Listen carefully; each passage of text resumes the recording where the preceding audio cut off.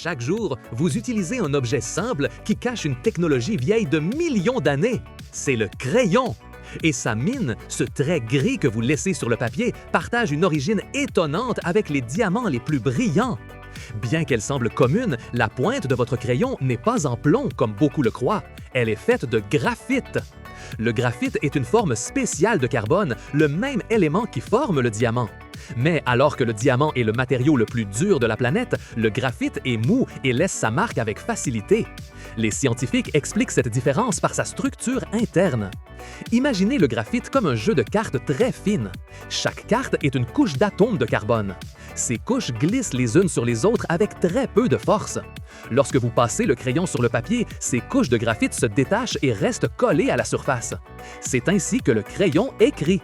Mais comment avons-nous réussi à passer d'une roche de graphite à un crayon aussi utile et précis que celui que vous connaissez? Il y a plus de 500 ans, les gens utilisaient des morceaux de plomb pour écrire. Ensuite, vers l'an 1565, de grands gisements de graphite pur furent découverts dans un lieu d'Angleterre appelé Borrowdale.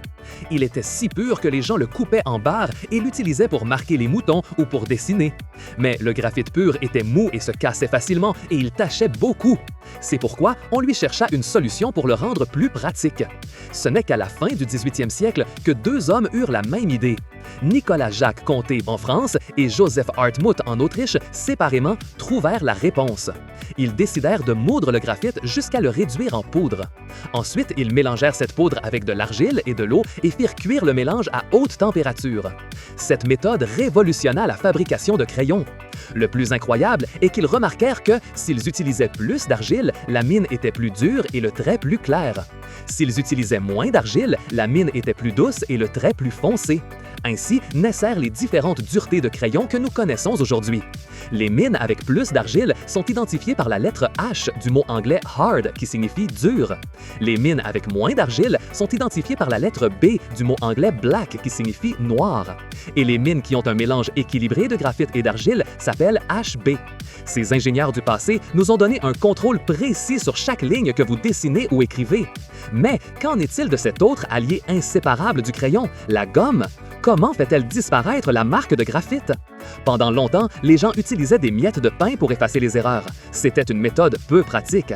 Mais en 1777, un scientifique anglais nommé Joseph Priestley a décrit pour la première fois une gomme à effacer.